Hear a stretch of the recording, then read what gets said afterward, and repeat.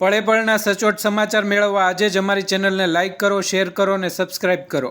મહુવા તાલુકાના દયાળ ગામે 4 વર્ષ પૂર્વે હત્યાના ગુના હેઠળ મહિલા સહિત 3 આરોપીને આજીવન સખત કેદની સજા મહુવા ડિસ્ટ્રિક્ટ સેશન કોર્ટે ફટકારી. તારીખ 28/3/2021ના રોજ દયાળ ગામે જૂની અદાવતની દાજ રાખીને પ્રતાપભાઈ ઉપર દયાળ ગામે ઘાતકી હુમલો કરવામાં આવ્યો હતો. મરણ જનાર પ્રતાપભાઈ ધનાભાઈ શિયાળને તે જ ગામના વિક્રમભાઈ ધીરુભાઈ શિયાળ, પુનીબેન ધીરુભાઈ શિયાળ, ધીરુભાઈ શિયાળે ઘાતકી હત્યા કરી હતી, જેની ફરિયાદ ડાઠા પોલીસ સ્ટેશનમાં નોંધાઈ હતી.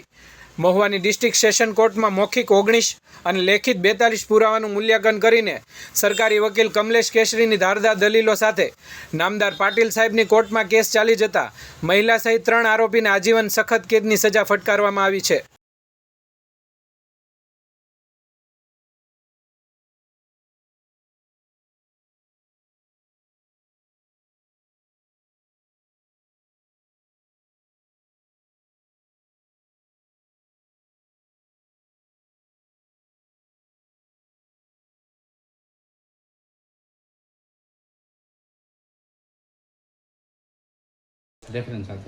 મારું નામ કમલેશ એચ કેસરી છે.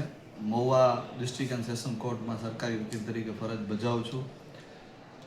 મહુવા તાલુકાના દયાળ ગામમાં તારીખ 28/3/2021ના રોજ દયાળ ગામની અંદર આ કામના ફરિયાદી વિક્રમભાઈ ધનાભાઈ શિયાળને આ કામના આરોપી વિક્રમ ઉર્ફે મેકડોલ ધીરુભાઈ શિયાળ સાથે સામાન્ય બોલાચાલી બનાવના 6 મહિના પહેલાં બનેલી હતી.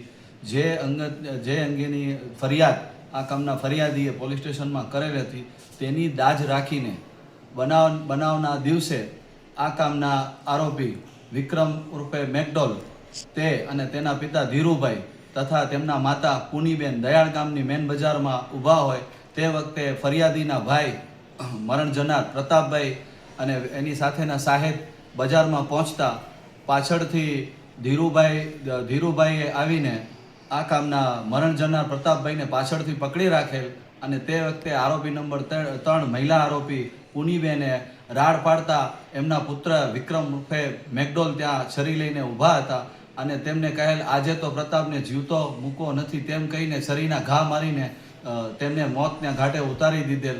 આ કામનો કેસ મહુવાના ડાઠા પોલીસ સ્ટેશનમાં ફરિયાદ નોંધાયેલી હતી, જેના સરકાર તરફેના મૌખિક 19 પુરાવા અને લેખિત 42 પુરાવા નામદાર AS પાટીલ સાહેબની કોર્ટમાં સદર કેસ ચાલી જતા નામદાર પાટીલ સાહેબે સમગ્ર પુરાવાનું મૂલ્યાંકન કરીને આ કામના 3 આરોપીઓને આજીવન સખત કેદની સજા ફટકારેલ છે અને સાથે 10,000 રૂપિયાનું દંડ પણ ફટકારેલ છે.